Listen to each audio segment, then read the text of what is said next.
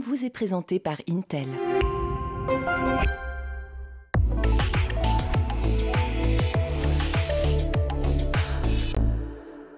Bonjour à tous et bienvenue dans le Grand JT d'éducation. Tout de suite, le sommaire. Qui veut la peau de l'écriture inclusive? La proposition d'interdiction dans les documents officiels et administratifs a été adoptée au Sénat ce lundi. Et le moins qu'on puisse dire, c'est que les prises de parole ont été enflammées. Alors, qu'est-ce que l'écriture inclusive et pourquoi cette croisade politique contre elle? On en parle dès le début de cette émission. Pallier le manque d'accès à l'école pour les élèves en situation de handicap, c'est le projet de l'Oasis des talents. On en parle en seconde partie d'émission. Comme chaque vendredi, c'est l'agenda du week-end avec Guillaume Ouattara. Au menu aujourd'hui, théâtre, musée insolite et un court-métrage. Guillaume qu'on retrouve tout de suite pour l'actualité en bref. Guillaume, bonjour. Bonjour Virginie, bonjour à tous. On ouvre ce journal avec un rapport parlementaire qui étrille le service national universel, dit SNU. Début chaotique, bilan mitigé et surtout une généralisation trop coûteuse. Et vous avez parfaitement résumé le propos de Jean-Claude Rox, député écologiste. Il a en fait publié un rapport adossé au projet de budget 2024 et il explique qu'une généralisation du SNU serait une charge financière déraisonnable, 2 milliards d'euros tout de même. Voilà ce qu'il a dit en commission. Les objectifs poursuivis à travers le SNU pourrait en effet être atteint par d'autres moyens plus efficaces et moins coûteux. Il faut par exemple repenser intégralement l'enseignement moral et civique et lui accorder une place beaucoup plus importante tout au long de la scolarité des élèves. Alors le député pointe un paradoxe. Oui, celles et ceux qui ont participé sur la base du volontariat au SNU ont un avis plutôt favorable, d'après les sondages qui ont été faits. Mais pour autant, représentent-ils vraiment la jeunesse, puisque 37% d'entre eux ont un parent qui a un passé ou un présent militaire. On poursuit avec cette information révélée ce matin par France Info. Les principaux syndicats lycéens fusionnent pour monter l'Union syndicale lycéenne. Oui, il s'agit de la Fédération indépendante et démocratique lycéenne, la FIDEL, la Voix lycéenne, le Mouvement national lycéen ou encore des plus petites unions comme l'Union pirate lycéenne ou bien la communauté solidaire des terres de l'Est. Voilà, tous ces mouvements-là fusionnent et voilà ce qu'ils expliquent, en tout cas ce que Gwen Thomas Alves, président de la FIDEL, explique. Il est primordial pour nous d'avoir un mouvement lycéen de masse pour lutter contre le SNU et la réforme du baccalauréat. À noter tout de même que cette nouvelle organisation revendique 3500 adhérents. Le comédien Bruno Solo était invité hier soir sur RTL. Il est revenu sur la place importante des professeurs d'histoire dans la société et des menaces qui planent sur leur profession. Il a lui-même publié un livre autour de l'histoire et il tenait à défendre cette profession qu'il dit en danger. Professeur d'histoire, je vous propose d'écouter ses propos au micro d'RTL. Vous savez, les professeurs d'histoire, là, qui sont les premières victimes des obscurantistes, c'est pas pour rien, hein. C'est parce qu'on sait que dans l'enseignement de l'histoire, dans l'enseignement de la philosophie, il y a les germes de la révolte potentielle des hommes, des humains, c'est-à-dire de l'émancipation, de l'élévation, d'une autre réflexion, de sortir d'un dogme ou d'une voie qu'on voudrait toute tracer. Bruno Solo, qu'on avait évidemment reçu ici sur le Grand JT. Vous pouvez retrouver sur schooltv.com toute l'émission qu'on a faite avec lui. Direction la région Auvergne-Rhône-Alpes désormais, où 5 lycées vont expérimenter le port de l'uniforme scolaire à la rentrée dès septembre 2024. Et c'est la région dirigée par Laurent Wauquiez qui s'est portée volontaire pour cette expérimentation annoncée il y a quelques mois par le ministre de l'Éducation nationale Gabriel Attal. Et donc 5 établissements, 2 lycées privés et 3 publics, un agricole, un lycée de centre-ville et un lycée de banlieue vont donc faire cette expérimentation avec une particularité. Les uniformes seront 100% gratuites pour les lycéennes et les lycéens et surtout 100% made in France. Voilà ce que dit Laurent Wauquiez. Nous voulons y arriver au 100% made in France parce que pour moi, produire localement et éviter les importations, c'est la première façon d'agir pour l'environnement. Ça n'aurait aucun sens de mettre des vêtements produits en Asie sur nos enfants. Voilà ces propos relevés par la Dépêche. On termine avec ce journal avec cette décision qui fait débat. Le rectorat de Paris a décidé de déprogrammer dans les collèges un film d'animation sur une réfugiée palestinienne. Oui, le film s'appelle Wardi. C'est du réalisateur norvégien Mats Grorud en 2018 donc et il ne sera plus dans le programme collégien aux lycéens. Ça parle donc d'une jeune palestinienne qui vit avec sa famille dans des camps de réfugiés au Liban. Son arrière-grand-père lui confie la clé de son ancienne maison en Galilée. Wardi craint qu'il ait perdu l'espoir d'y retourner un jour. Dans un mail adressé aux enseignants, le rectorat craint que dans les circonstances dramatiques que connaît actuellement le Proche-Orient, la diffusion et l'exploitation pédagogique de Wardi pourrait se révéler très délicate. Une réaction à noter, celle de l'Observatoire de la liberté de création, qui tient à dénoncer dans un communiqué de presse la vague de déprogrammation et de report d'œuvres d'artistes palestiniennes et palestiniens ou dont le sujet a un rapport avec la Palestine. Merci beaucoup Guillaume pour ces informations. Dans cette langue, le masculin fait le neutre. Nous n'avons pas besoin d'y ajouter des points au milieu des mots ou des tirets pour la rendre lisible. Ce sont les mots prononcés par Emmanuel Macron ce lundi à l'occasion de l'inauguration de la Cité de la langue française et qui évidemment a un tacle à l'écriture inclusive et qui n'est pas passé inaperçu et qui s'est notamment répercuté le soir même au Sénat puisque le Sénat a adopté le texte de la droite visant à protéger la langue française des dérives de l'écriture dite inclusive, je cite. Alors pourquoi cette écriture et son interdiction font débat? On en parle tout de suite avec nos invités.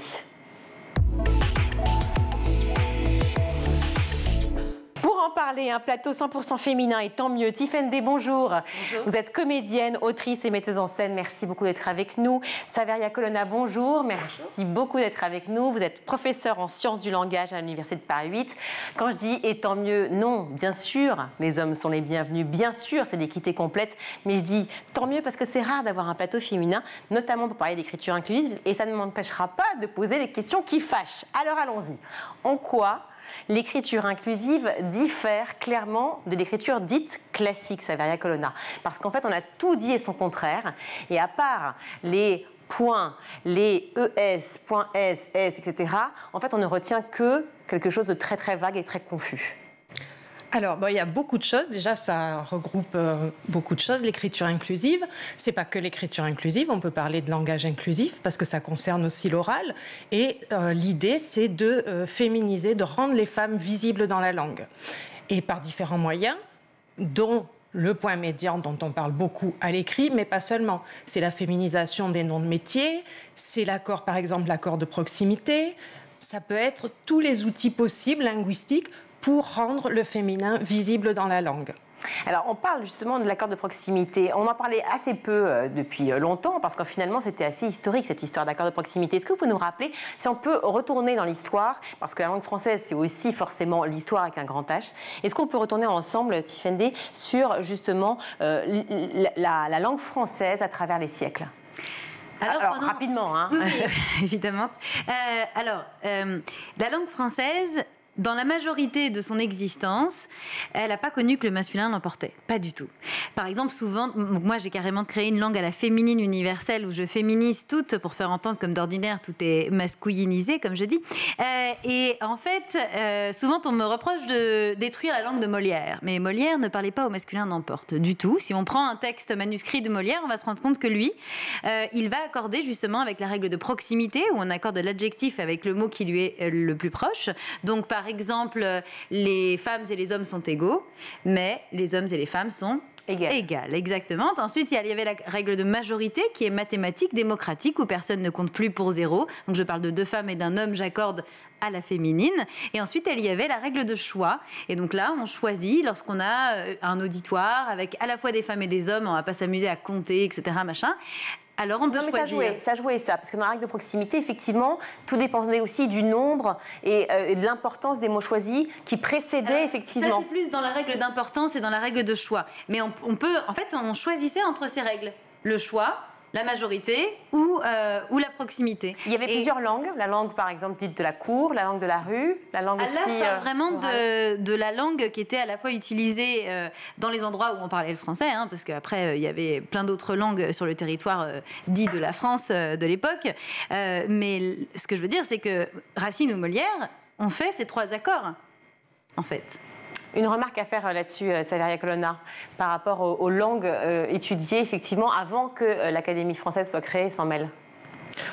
Oh ben non, je crois que j'ai rien à ajouter. C'était assez clair. Donc l'accord de proximité n'a pas disparu. Il est toujours utilisé. On l'utilise et on le retrouve dans les corpus. C'est quelque chose qui est toujours présent. On peut toujours dire les hommes et les femmes sont égales. On le dit. On le fait souvent, on dit, c'est un exemple d'Eliane Viennot, mais les textes et les lois fondamentales, on ne dit pas les textes et les lois fondamentaux, personne ne dit ça. D'ailleurs, Macron aussi, même encore dans son discours à Villers-Cotterêts, le dit. C'est-à-dire quand il dit toutes celles et ceux, il fait un accord de proximité, sinon il dirait tous celles et ceux. Personne ne dit ça. Vous citez Emmanuel Macron, on va y venir tout de suite d'ailleurs. Je cite, dans cette langue, le masculin fait le neutre, nous n'avons pas besoin d'y ajouter des points au milieu des mots ou des tirets pour la rendre lisible.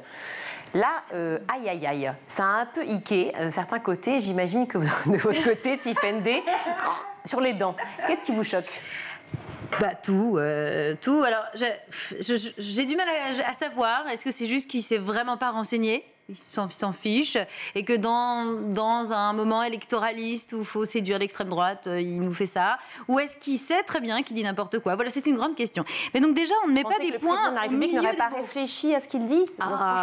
Déjà, c'est pas sûr que ce soit lui qui écrive tous ses discours. Mais là, en l'occurrence, je suis pas persuadée qu'il ait écouté ce que raconte, par exemple, Eliane Viennot ou d'autres. Mais peut-être que si, et auquel cas, c'est carrément de la mauvaise foi. Donc déjà, on met pas des points au milieu des mots. Parce que la terminologie féminine ou plurielle se trouve à la fin, déjà. Ensuite, on n'en met qu'un, pas 70 points, c'est-à-dire que, par exemple, on peut dire les collégiennes et les collégiens, on peut l'écrire aussi, on peut faire aussi de l'épicène, les élèves du collège, et enfin, si on veut, on peut faire une abréviation qui n'existe qu'à l'écrite, où c'est les collégiens, point médian, NES, et là, on arrive à lire à la fois, à embrasser le mot collégien et le mot collégienne. C'est pas vrai qu'ils n'arrivent pas à lire ça, et souvent, on entend cet argument absurde où ils nous disent « oui, mais c'est imprononçable », comme nous a dit par exemple Bruno Retailleau. C'est normal, ça tombe très bien, puisque c'est une abréviation à l'écrite qui ne se prononce pas. C'est comme si vous voyez une M majuscule, une M minuscule et une E. Quand vous allez passer à l'oralité, vous allez dire « madame », personne va dire « me ». Alors peut-être monsieur Retailleau dit « me », c'est possible, mais c'est évidemment que c'est une possibilité, pas une obligation du tout, C'est étonnant d'ailleurs parce qu'on nous reproche beaucoup, nous qui voulons parler en inclusive, de vouloir régenter la langue, mais nous, on n'oblige personne, on ne demande pas des lois. Là, c'est la 9e loi. Depuis 2019, c'est une obsession de la droite et de l'extrême droite. C'est la 9e loi depuis 2019. C'est dingue. Obsession aussi pour les détracteurs qui trouvent qu'effectivement c'est beaucoup plus compliqué pour les collégiens notamment, mais aussi évidemment tous les enfants qui vont à l'école, donc à partir de 3 ans, pour pouvoir justement apprendre le français. Une remarque là-dessus, Saveria Colonna? Il y a beaucoup de remarques à faire. Déjà, les enfants ne sont absolument pas obligés de l'utiliser. Enfin, personne n'est obligé de l'utiliser. C'est vraiment, si on veut rendre visibles les femmes dans le discours, c'est une des possibilités pour justement abrévier et aller plus vite. Mais c'est pas du tout obligé. Et ça, je veux dire, les enfants n'ont pas obligation de l'utiliser. Mais moi, ce qui me choque aussi dans le discours, c'est qu'il dit quelque chose qui est faux, c'est que le masculin est neutre. Et malheureusement, le masculin n'est pas neutre. C'est tout le problème. Sinon, on n'aurait pas cette discussion. Je veux dire, si le masculin s'il y avait un neutre en français, comme c'est le cas dans certaines langues, il n'y aurait pas cette question-là. Là, le problème du masculin dit générique, c'est qu'il ne marche pas comme générique. Quand on dit les musiciens, on pense à un groupe d'hommes. Quand on dit les chirurgiens, on pense à des hommes. Et c'est tout le problème. Et ça, il y a énormément d'études expérimentales qui le montrent. C'est vraiment des données fiables et répliquées. Donc, passer là-dessus et dire que le masculin est neutre, c'est faux.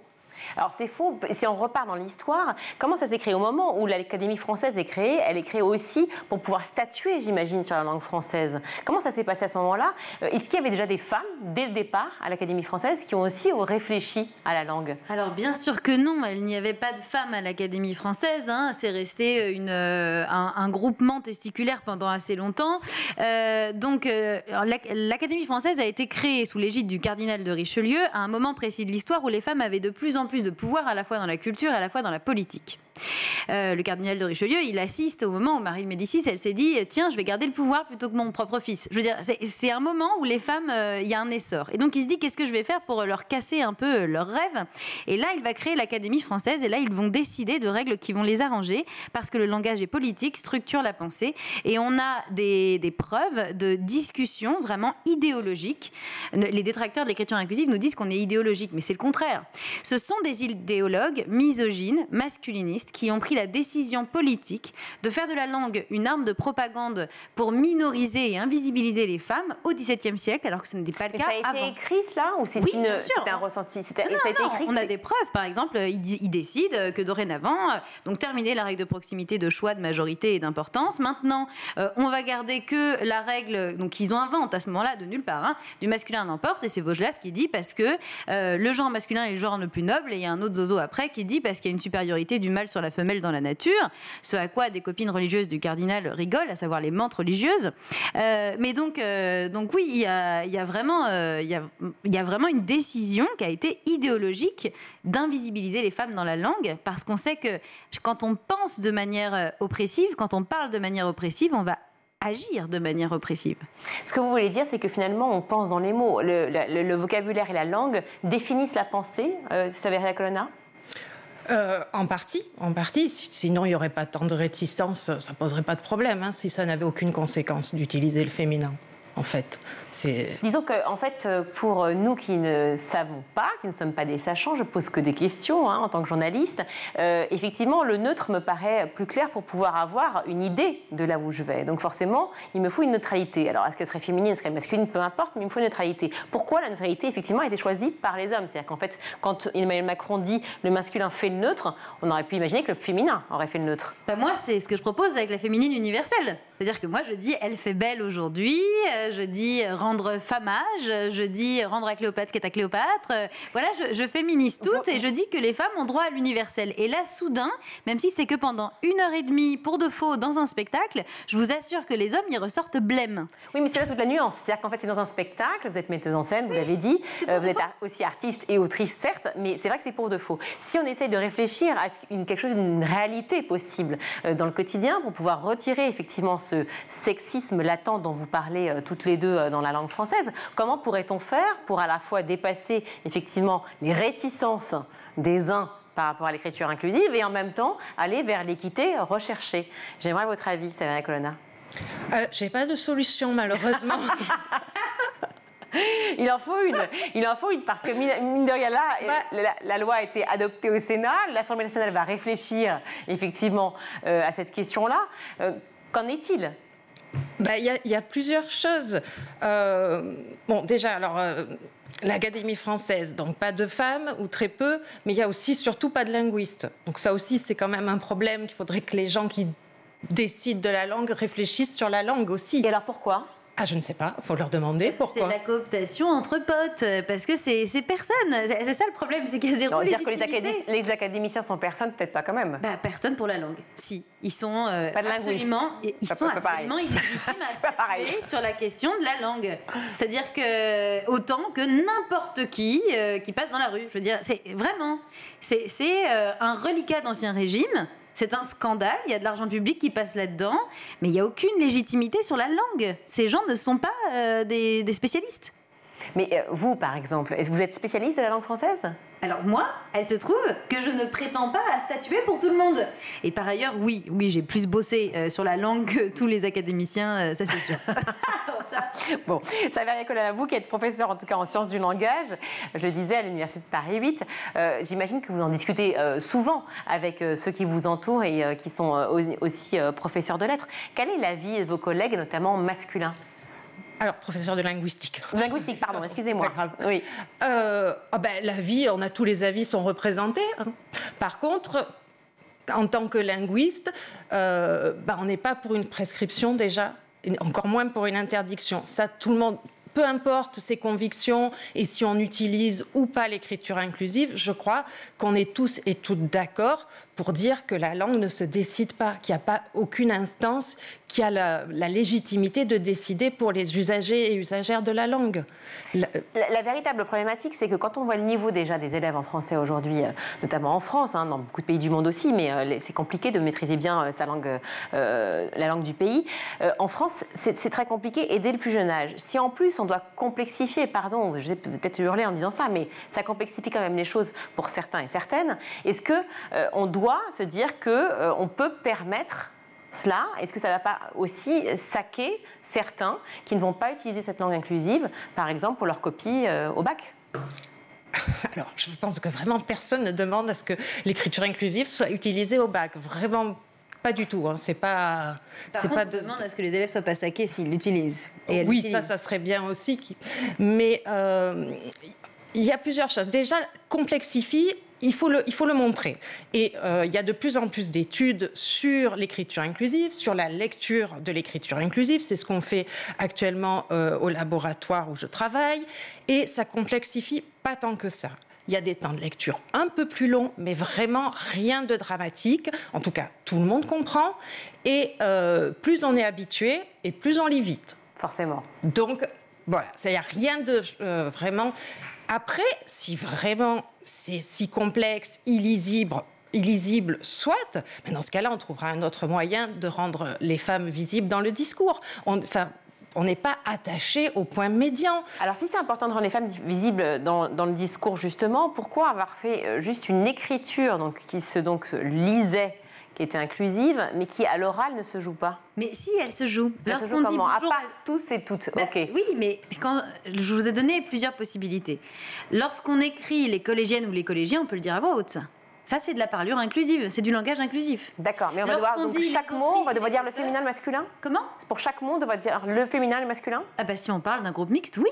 Ou alors, moi je propose qu'à ce moment-là, on fasse passer en première les opprimés. On est en patriarcat, ça vous aura pas échappé, donc on n'a qu'à parler à la féminine. Je veux dire, s'ils pensent que c'est trop compliqué de doubler, pas de problème, on parle que de nous. Mais je veux dire, c'est ça aussi qu'il faut avoir en tête. Ces hommes-là qui prétendent que le masculin est le neutre, qu'est-ce qu'ils diraient si on parlait des droits de la femme, mais qu'on prétendait, en rehaussant un mot qui nous désigne, femme, en mettant une F majuscule, qu'ils sont compris dedans? Comment ils réagiraient, ces hommes-là? Donc, ce qui est intéressant, c'est que souvent on dit oui, ça va être beaucoup plus compliqué.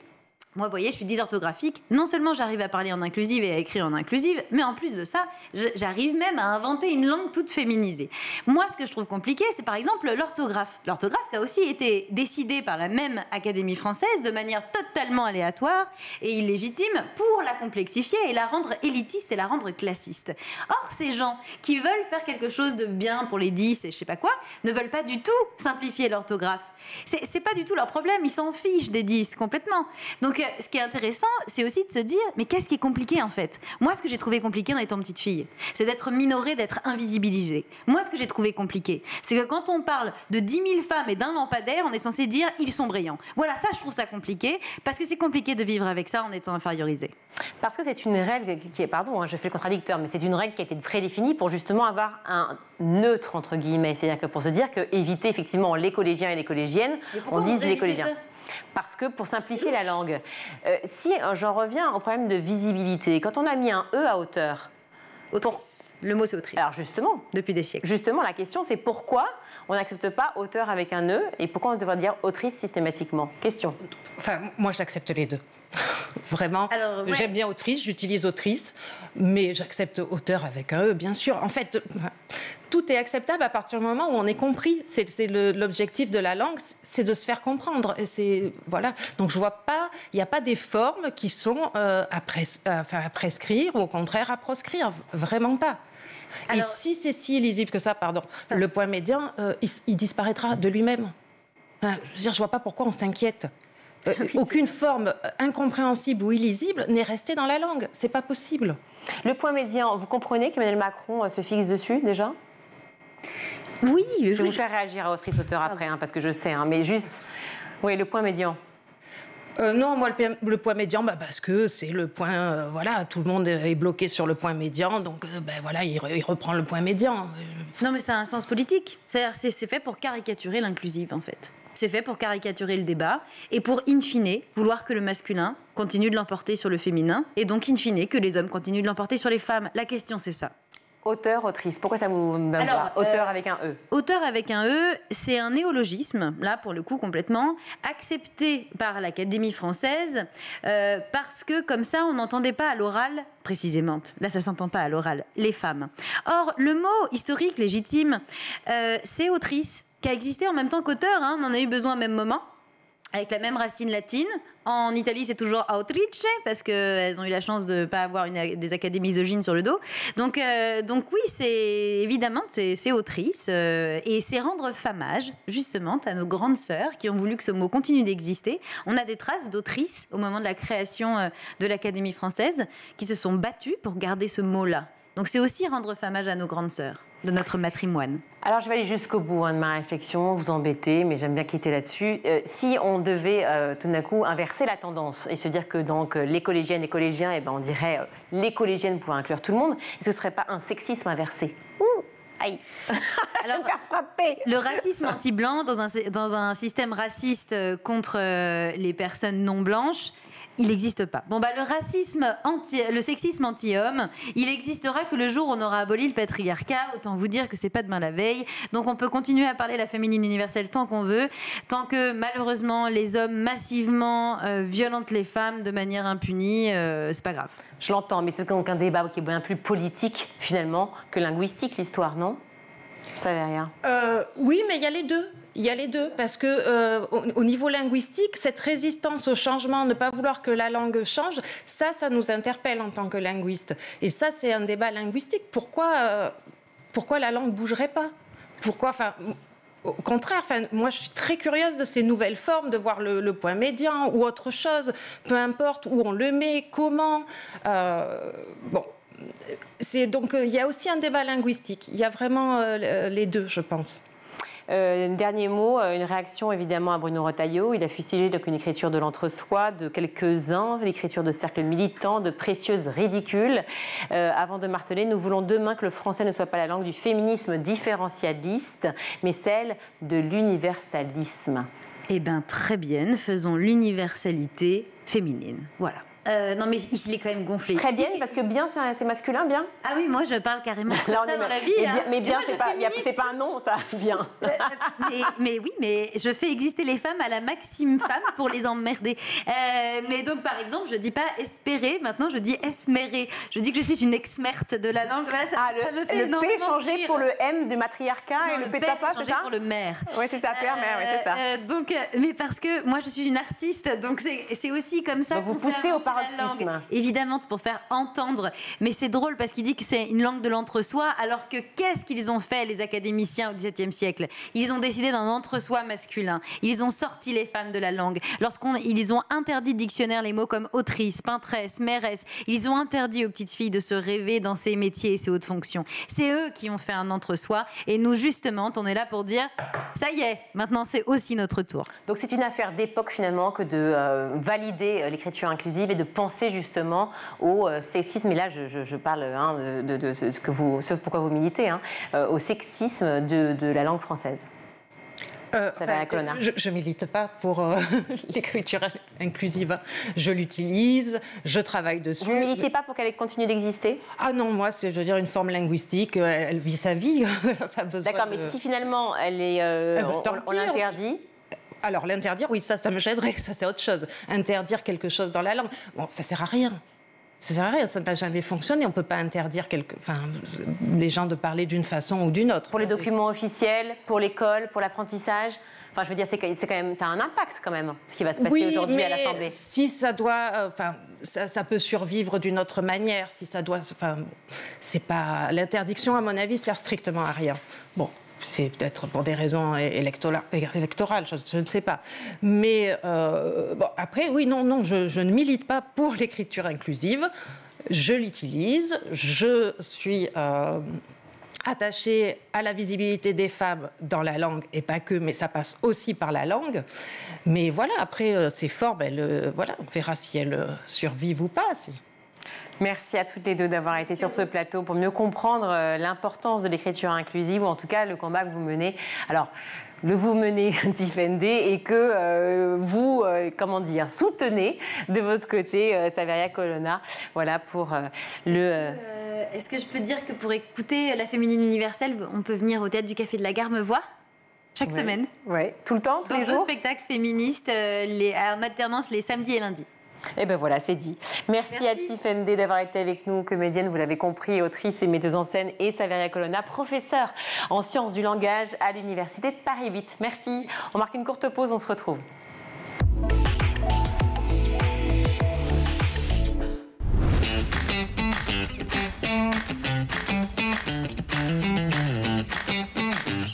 Chaque matin, dès 6h, retrouvez Emmanuel Davidenkoff et son équipe dans La Quotidienne. En compagnie d'un invité fil rouge, il vous donne des clés de compréhension et des pistes d'action en matière d'éducation. L'école, c'est le sanctuaire, mais c'est aussi un sanctuaire qui doit protéger nos enfants. À partir de 9h, Patrice Boisfer prend le relais dans le MAG. Au cœur des territoires, la parole est donnée tous les jours aux élus locaux et régionaux, ainsi qu'à ceux qui font l'école. Initiatives locales, projets éducatifs, l'équipe du MAG met en avant ceux qui cherchent à faire bouger les choses. Et donc nous devons en permanence ajuster, accompagner les jeunes évidemment, mais aussi les familles, et faire en sorte qu'ils puissent étudier dans des lieux le plus agréables possible. À 12h30, School TV vous propose de plonger dans l'école du futur. Avec ses invités, Philippine Dolbeau décode et teste les nouvelles technologies mises au service de l'éducation. Comment éduquer nos enfants à l'ère du numérique? Élément de réponse avec une équipe de chroniqueurs à la pointe des tendances tech. Nous, notre point, c'est de dire qu'avec l'expansion du numérique et la prépondérance des écrans, il est normal de donner à la littérature les moyens de se battre à l'heure du numérique. Tous les soirs à 20h30, dans le grand JT de l'éducation, Virginie Guillaume fait le point sur l'actualité du jour. Politiques et acteurs de l'éducation se questionnent sur l'avenir de nos enfants à l'école. Je me suis rendu compte que beaucoup d'enseignants aujourd'hui en France se retrouvent à utiliser leur propre téléphone portable, leur propre ordinateur pour faire des contenus ou pour dialoguer avec leurs élèves. C'est indigne. Chaque semaine, Malika Ménard reçoit une personnalité qui raconte ses souvenirs d'écolier et dévoile sa vision de l'école d'aujourd'hui et de demain. L'école de demain, ça doit être d'offrir 1 milliard de possibilités à tout le monde avec le même niveau de satisfaction et qu'il n'y ait pas les bons, les mauvais. School TV, imaginons ensemble l'école de demain.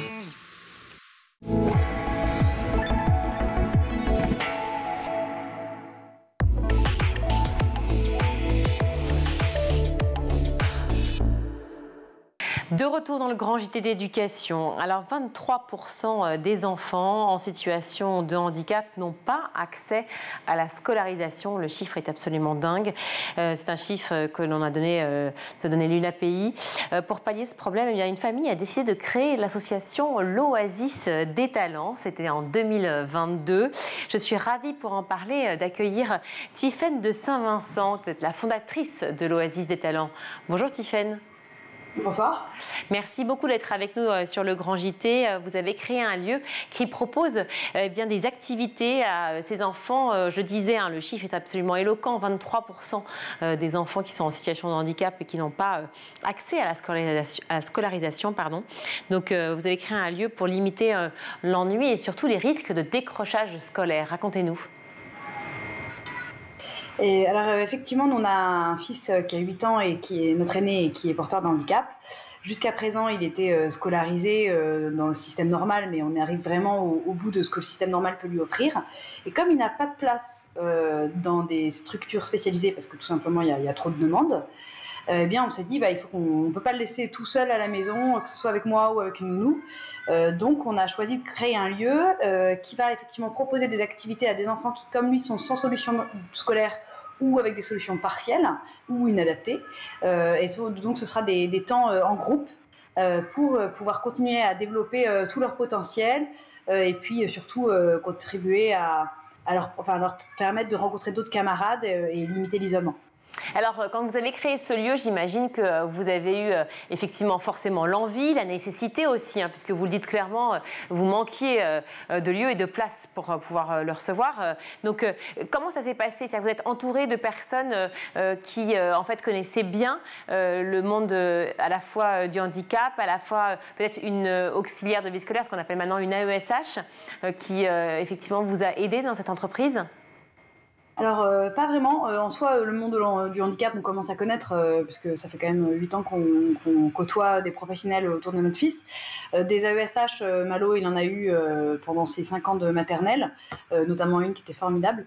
Mais en fait, quand on a choisi de monter le projet, on l'a fait vraiment, mon mari Hugues et moi, on a acheté, on a déménagé cet été. En fait, l'Oasis des Talents a été ouvert, non pas en 2022, mais en septembre 2023. Donc là, c'était la toute première rentrée. Et donc cet été, on a déménagé à 10 minutes de chez nous, juste à la sortie de Nantes, en ayant trouvé un lieu qui permettait d'accueillir notre maison. Et puis en même temps, il y a un bâtiment pour l'association.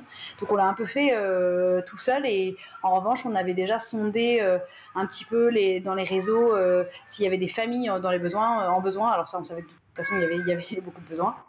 Et puis également, si les professionnels étaient prêts à intervenir.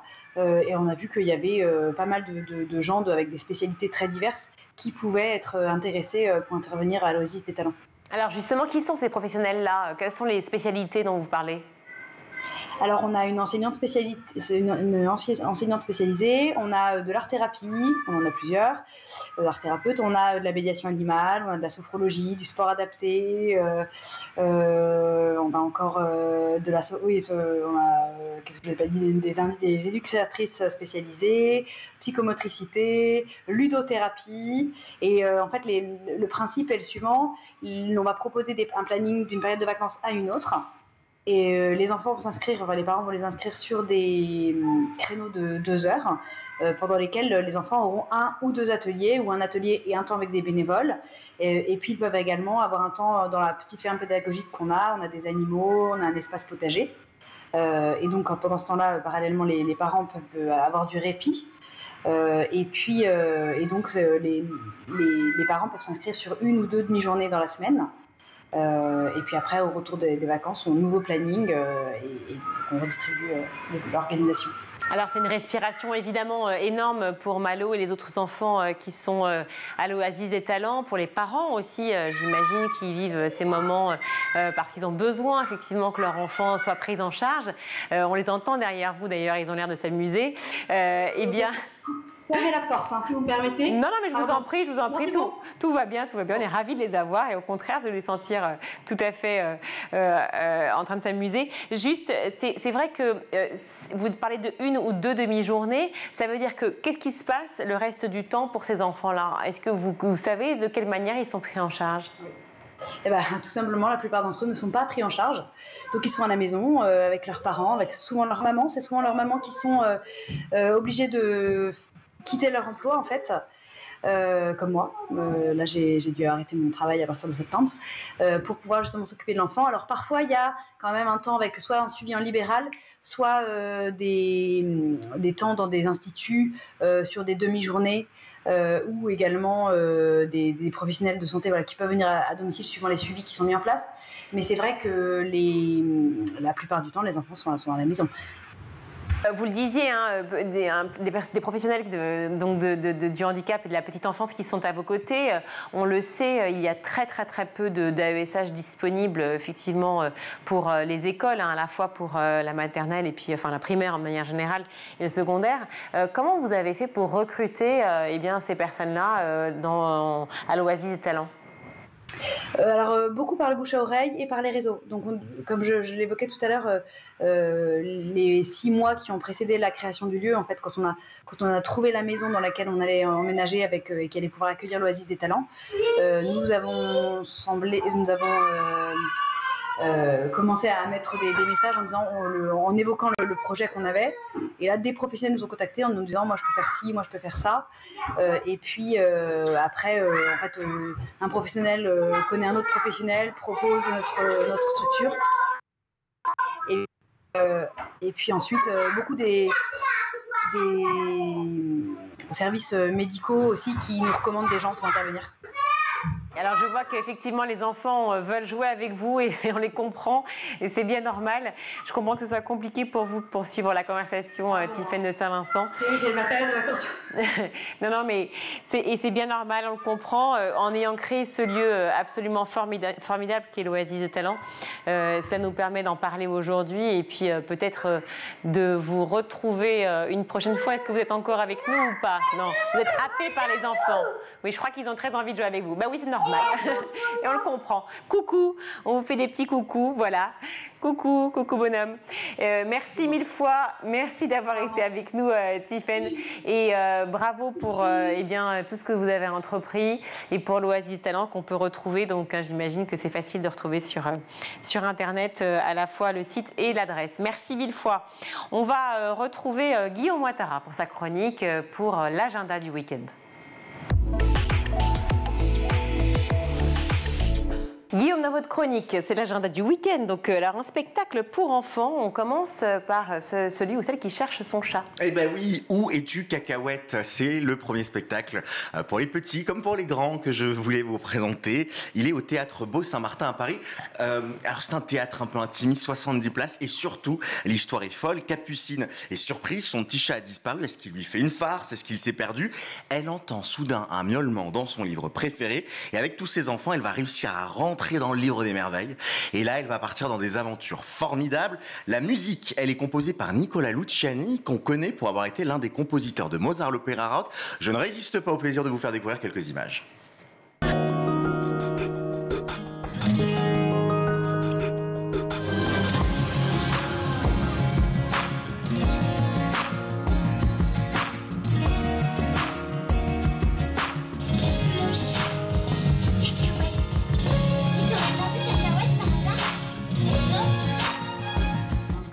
Voilà pour ce petit extrait. C'est Nicola Luciani et Elsa Pontonier qui proposent donc ce voyage interactif où on chante, on danse, on rigole entre petits et grands. Est-ce qu'on retrouve le chat? Et bah ça, je peux pas vous le dire parce que je l'ai pas encore vu et je peux pas vous spoiler. Mais on imagine qu'à la fin on le retrouve et que tous les enfants font une grande farandole. Wouh, le chat, le chat. Je vois que vous avez l'habitude. De la on part à Lyon désormais où il reste une petite semaine pour profiter encore de l'esprit d'Halloween. Et oui, Halloween ne se termine jamais. On vous en a parlé lundi, on vous en a parlé mardi, et bien on vous en parle vendredi. Pourquoi? Parce que si vous avez envie de prolonger l'esprit d'Halloween, vous avez jusqu'au dimanche 12 novembre, donc une petite semaine pour vous rendre au musée des automates, la magie des automates. C'est à Lyon. C'est un lieu en fait où vous avez, peut-être que vous connaissez les Lyonnais, plein d'automates qui sont tout automatiques, bim bim bim bim bim, qui font leur petit truc d'automate quoi. Et là, c'est toute une décoration autour d'Halloween avec des citrouilles, avec des sorcières, des balais volants et tout ça automatisé. Donc ça c'est fascinant puisque les petits se disent mais comment ça marche? C'est des automates. Et comment ça fonctionne un automate?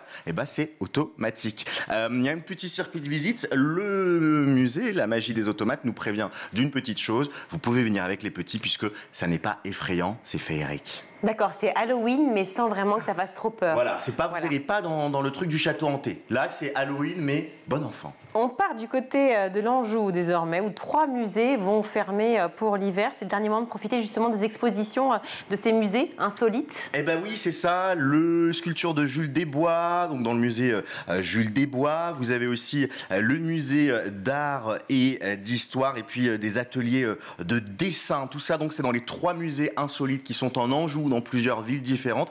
Il ne vous reste que quelques jours pour en profiter de cette culture. Je le disais, il y a des belles initiations. Il y a une découverte par exemple de l'exposition L'œuf et la poule avec Jade Boissin, un atelier dessin. Oui, c'est rigolo, c'est la thématique Pâques avant l'heure. Et puis c'est surtout une thématique très intéressante pour comprendre qui de l'œuf ou de la poule est né le premier peut-être. Et ben voilà. Ah, c'est ça. Et donc ça, c'est toutes les questions philosophiques dans l'esprit des plus petits. Voilà, c'est un moment assez privilégié. Puis surtout, il ferme pour l'hiver. Le musée, il n'a pas envie d'avoir froid. Et donc, l'idée, c'est de pouvoir vous y rendre donc tout au long du week-end. Très bien. Et alors, on va terminer l'hiver avec Edmond et Lucie, c'est ça 4 chouettes courts-métrages qui sortent mercredi au cinéma. Exactement, l'hiver surprise, le jour le plus court, la chasse aux surprises, l'armée de l'hiver. Je sais que Virginie, vous adorez ces petits courts-métrages. Et je vous propose qu'on regarde la bande-annonce tout de suite. Vous êtes prêts? Accrochez-vous, c'est parti!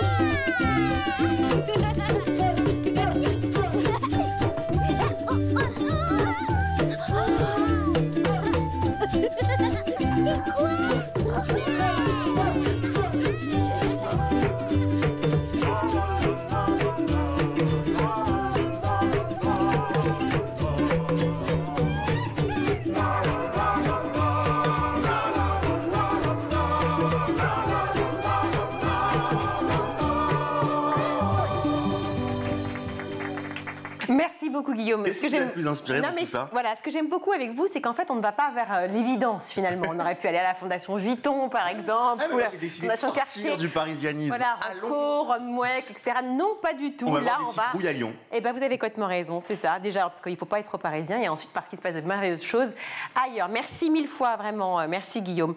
Tout de suite, on va retrouver Malika Ménard dans Souvenir d'écolier. Et cette semaine, son invitée est la Miss France, Marine L'Orphelin.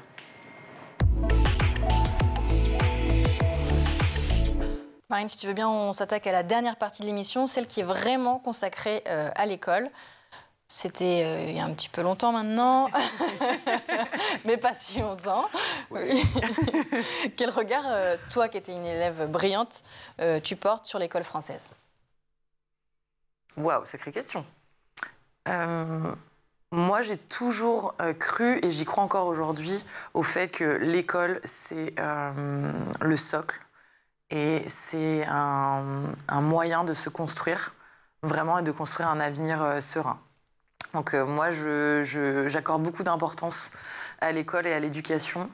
Et je pense que vraiment, on devrait tout donner quoi, pour l'école, de lui donner un maximum de moyens et qu'on puisse voilà, prendre en charge tous les élèves pour qu'ils s'épanouissent. Qu'est-ce qu'il faudrait donc améliorer ? Les moyens? Les moyens, aujourd'hui, on sait que des classes, tu vois, bondées à 30-35 élèves, ça ne permet pas à chacun de s'épanouir. Donc, il faudrait qu'on donne plus de moyens, qu'on ait plus de professeurs, qu'on ait plus d'écoles et qu'on ait plus de moyens de les accompagner. On sait qu'il y a des élèves qui sont en difficulté, qu'on a peu accès aux AVS. Tous les élèves n'ont pas d'aide alors que certains devraient en avoir. Donc, je pense qu'aujourd'hui, oui, on devrait vraiment se concentrer là-dessus. Pour moi, la jeunesse, c'est l'avenir de la nation, comme on dit. C'est vrai. Voilà. Et je pense qu'on devrait redonner un peu d'importance aux matières, à la base, en fait. Tu vois, le français, les maths, l'histoire géo. Les prioriser à nouveau? Ouais, les prioriser, ouais. Quoi, plus de temps ou un programme plus fourni ou des classes moins nombreuses quand tu les enseignes? Ouais, déjà les classes moins nombreuses, ça, je pense que ça serait vraiment le plus important. Et les maintenir tout au long de la scolarité, parce qu'aujourd'hui, tu vois, on a la possibilité, je crois que c'est ça, il me semble. De choisir Ouais, au lycée, tu vois, de choisir les matières. Je trouve pas que quand on a 16 ans, on est très objectif sur ce qu'on ces 3 matières-là, tu penses qu'il faudrait les maintenir? Ouais, je pense qu'il faut laisser la base. Et l'économie aussi, je pense que l'économie aujourd'hui, c'est hyper important. Moi, j'ai pas fait d'économie parce que je faisais un bac scientifique, il n'y avait pas d'économie à l'intérieur à l'époque. Ça manque en fait. Tu as besoin de comprendre un peu comment fonctionne le monde, tu as besoin de faire de l'économie, peut-être même un peu de politique, géopolitique, mais d'adapter un petit peu les apprentissages en fonction de l'évolution du monde. L'école de demain, tu la vois comment? L'école de demain, je pense qu'elle devrait être vraiment centralisée sur l'individu et sur un peu un peu comme le système anglo-saxon. Tu vois, qui accorde beaucoup d'importance aux compétences de chaque enfant. La personnalité, finalement. Ouais, et qui les aide à se développer dans leurs compétences. Et ça peut être dans des compétences artistiques, des compétences sportives. Tu vois, ils accordent beaucoup d'importance au sport, par exemple. Alors faut tout changer. Un petit changement. Non, en vrai, franchement, les pauvres ministres. Il y a du travail. Hein. Il y a beaucoup de travail. Non, mais c'est vrai que je trouve que le système anglo-saxon, mais après, c'est un système qui est différent aussi. L'école est payante, donc ça limite aussi finalement l'accès à l'éducation à ceux qui ont les moyens. Donc, c'est pas ce que je veux non plus, mais dans le sens où vraiment, ils ont un système qui est beaucoup plus centré sur l'individu, personnalisé et dans le, comment dire, essayant de développer un peu le leadership de chacun, quoi. Et je trouve que ça, en France, on a tendance à essayer de niveler finalement le niveau, à mettre les élèves sur le même plan, alors qu'en fait, chacun a des compétences, mais qu'on ne peut pas les comparer finalement. Donc voilà, je pense que diminuer le nombre d'élèves, redonner un peu de temps et d'accompagnement à chaque élève peut permettre ça, justement, tu vois, de développer les compétences de chacun. Parmi les principaux thèmes d'actualité dans le milieu de l'éducation à la rentrée, il y a eu le harcèlement, et notamment le cyberharcèlement. Toi, en tant que personnalité, tu es active sur les réseaux sociaux. Est-ce que c'est quelque chose dont tu as pu être victime? Moi, je n'ai pas été victime de harcèlement, je dirais, parce que je trouve que c'est un mot assez fort et qu'on est vraiment dans quand on subit du harcèlement, c'est au quotidien, c'est vraiment... ça peut être extrêmement pesant. Mais par contre, oui, j'ai subi une forme de pression, encore une fois, à cause des réseaux sociaux, pression de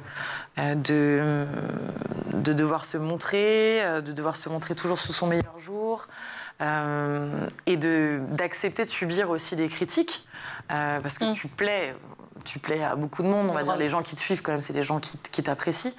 Mais il y a quand même aussi beaucoup de gens qui sont là pour déverser leur méchanceté, leur haine. Et ça t'atteint, ça ?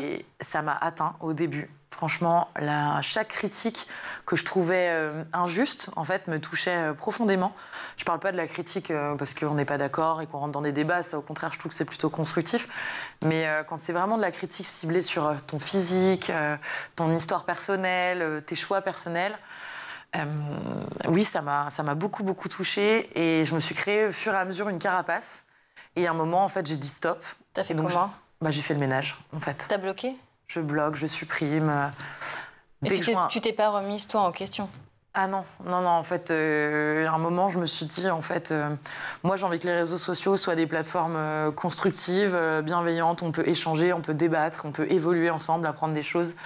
Je suis pas là pour subir et j'ai pas envie de transmettre en plus que les gens voient aussi ces messages oui, négatifs, finalement, même pour les autres qui les lisent, même s'ils ne sont pas la cible. Ouais. Donc, c'est créer un cercle vicieux de méchanceté, de haine. Donc voilà, donc j'ai dit stop, donc j'ai mis des mots interdits, parce qu'on peut mettre des mots, tu sais, qui n'apparaissent pas. Donc j'ai mis des mots et après je fais le ménage. Je supprime et je bloque. Finalement, ça serait ça ton conseil pour se protéger du harcèlement sur les réseaux ? Si vraiment c'est trop dur à porter, je pense qu'il faut aussi arriver à s'en détacher complètement. Se retirer ? Se retirer ou être sur les réseaux de manière anonyme. Voilà, on peut partager, je sais pas, ses centres d'intérêt pour une passion, ou voilà, sur les réseaux en étant anonyme. Mais effectivement, si on veut y être, il faut quand même être capable de porter tout ça. Donc il faut se créer une petite carapace, oui. Il faut se protéger. C'est déjà la fin de l'émission. Ah bon ? Merci d'avoir partagé avec nous, en tout cas, tous tes souvenirs. Avec plaisir. Et puis moi, je vous retrouve la semaine prochaine pour un nouveau numéro de Souvenirs d'écoliers sur School TV. À bientôt. Merci Malika. À lundi. Tout de suite, c'est meilleur de School TV avec le Zap.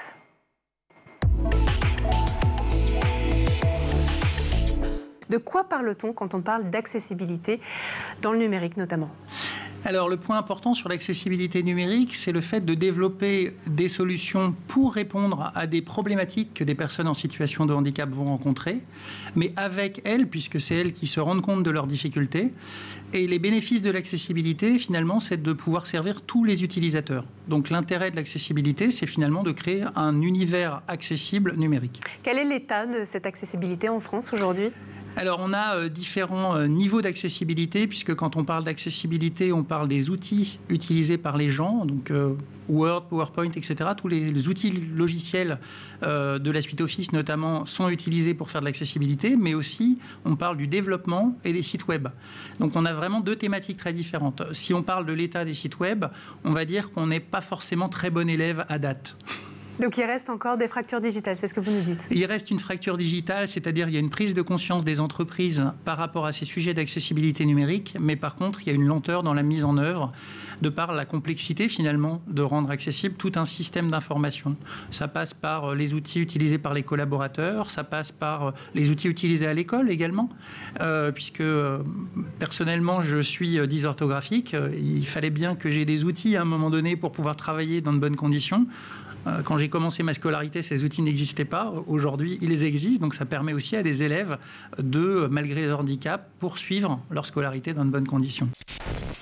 Pour ce combat et qu'on se mette tous contre le cancer. Quand on t'annonce ostéosarcome de haut grade ? Je comprends rien. Je sais que c'est grave vu leur tête, mais je comprends pas, quoi. Je sais pas ce qui m'arrive. En fait, je suis un peu totalement déconnectée, quoi. Je sais qu'il faut que je suive un processus, qu'il va falloir que j'aille à l'hôpital, etc. Mais je comprends pas ce qui m'arrive, quoi. Et alors ? Donc quand je vais... Quel traitement ?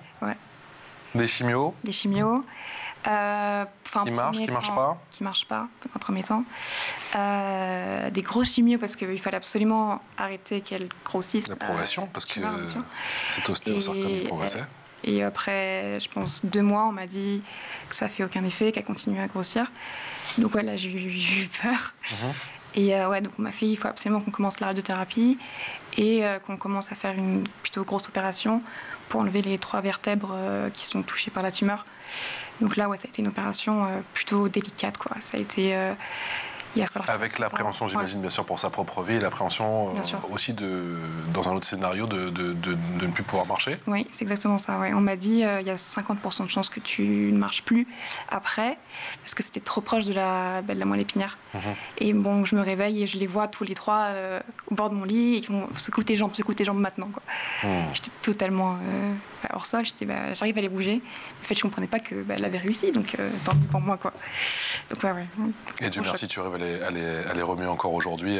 Preuve en est encore en septembre dernier avec l'une des courses, l'un des événements importants de l'association, c'était en septembre dernier.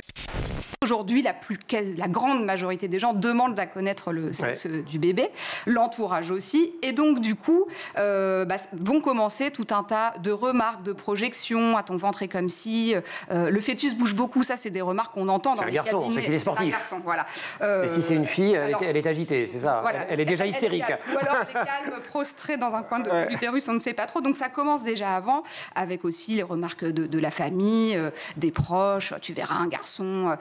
C'est plus dur, ça pleure moins, ça mange beaucoup, c'est propre plus tard. Enfin, il y a tout un tas de représentations très figées, comme si tous les petits garçons et toutes les petites filles avaient un développement absolument identique en raison de leur sexe. Alors, une fois qu'ils sont nés, quand même, dans la manière de leur parler, de les prendre dans nos bras, de jouer, d'interagir avec eux, là aussi, on induit un tas de différences. On commence à construire une différenciation entre les gens. Oui, c'est assez vertigineux quand on commence à mettre le nez dans toute cette littérature d'études qui existent depuis plusieurs décennies. Et en effet, ce que montre bon nombre d'études, c'est qu'on a, sans même s'en rendre compte, intégré ces représentations sexistes et que ça influe en fait sur notre manière d'interagir. Alors je pense par exemple à la façon de porter un enfant. On va être plus vigoureux davantage dans le chalut, peut-être dans les gestes avec un petit garçon. Aux filles, on va davantage parler, notamment avec un vocabulaire qui relève plus de l'émotionnel, de la psychologie, comment tu te sens, tu es triste, tu as peur. Et surtout, on n'interprète pas de la même façon les pleurs. Il y a une expérience très célèbre qui montre ça. On projette une vidéo à 2 panels de participants. C'est le même bébé, la même vidéo, sauf qu'à un groupe, on a dit que c'est une petite fille, c'est un bébé de 9 mois, à l'autre, un petit garçon. Et alors, comment explique-t-il les pleurs, en un mot ? Voilà, en un mot, quand l'enfant pleure, le groupe qui pense avoir affaire à une petite fille est convaincu que cet enfant pleure parce qu'elle a peur, et un petit garçon parce qu'il est en colère. La colère étant encore très associée au petit garçon. Philippe, transition toute trouvée, puisque vous savez, dans l'école du futur, ce qui nous intéresse, c'est évidemment les jeunes, ceux qui sont sur les bancs de l'école. Quels sont les enjeux spécifiques de l'accessibilité numérique à l'école ? Alors, il y a un enjeu particulier qui est finalement à la fois l'autonomie de l'élève dans sa classe.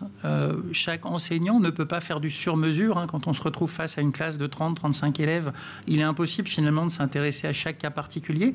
Donc, on va essayer finalement de rendre autonomes ces élèves. Et pour les rendre autonomes, il faut que l'enseignant soit déjà conscient du handicap, de la difficulté de l'élève et une idée finalement des solutions qui vont permettre à cet élève de gagner en autonomie. Donc il y a un sujet de formation des enseignants qui est clé aujourd'hui ? Il y a un sujet clé effectivement de formation des enseignants. Cette année, nous avons encore fait un record. On est à plus de 2 300 000 € pour la recherche. On est là pour les guérir plus vite. On est là pour les guérir mieux. Super ambiance, on l'a entendu, super parcours effectivement. Et ce chiffre, 2 300 000 € pour la recherche, avec un record à la clé. Bravo, bravo, il y en a qui ont mouillé le maillot et d'autres qui l'ont un petit peu moins mouillé. Maxime. Dans l'organisation du travail, et la communication et tout ça. Dans quelle mesure cet événement, il est capital pour l'association ? Alors en fait, c'est le plus gros événement de l'association et aujourd'hui, comme vous l'avez dit juste avant, il nous a permis de collecter 2 310 000 € qui sont intégralement reversés à la recherche. C'est ça qui est important aussi, c'est-à-dire que 100% des dons qui sont faits lors de cet événement sont reversés à la recherche. Ça nous permet notamment de financer cette année 9 programmes de recherche dans le cadre d'un appel à projet qu'on a monté, un appel à projet européen qui est Fight Kids Cancer, qui est en fait une réunion de plusieurs organisations au niveau européen, une organisation luxembourgeoise, une organisation belge et depuis cette année espagnole qui en fait courent ensemble le même week-end. Enfin. et on court tous ensemble le même week-end contre le cancer des enfants et ça nous permet de financer aujourd'hui 9 programmes de recherche cette année. Et alors notamment, vous proposez des répliques super punchline à certaines phrases. Donc quand on vous dit, si vous en souvenez pas, j'ai mon anti-sèche, hein, quand on vous dit mais ça c'est un jouet pour les garçons. Oui, par exemple, on peut dire ah bon, mais il faut un pénis pour l'utiliser. Si la réponse est oui, c'est que ce n'est peut-être pas un jeu pour enfants. Et il y en a d'autres comme ça. Hors de question que mon fils joue à la poupée. Oui, parce qu'il risquerait de devenir un bon père peut-être. Voilà. Et il y en a tout un tas. Je peux dire les barrettes, les sandalettes, c'est pas pour les garçons. On pourrait dire c'est pour les gens qui ont des cheveux, pour les gens qui ont des pieds. Enfin, en fait, voilà, on peut par l'humour désamorcer un petit peu ces représentations, je crois. C'est la fin de cette émission. Merci à vous tous de nous avoir suivis. Merci beaucoup Guillaume, que vous partez en Anjou donc ce week-end. Je pars en Anjou pour aller faire mon petit atelier l'œuf ou la poule qui est arrivé en premier. Vous allez avoir une idée, en fait, de la poule. Vous pensez je vous le dis la semaine prochaine. Parce que le féminin l'emporte. Parce que la féminine universelle. J'ai du mal à... Féminine universelle.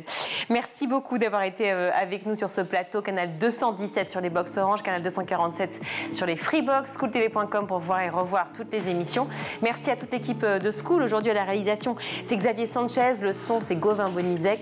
Le maquillage, Julie Ordner. Et Emma Ferret et Laura Girard à la rédaction. Très belle soirée à tous. Ciao.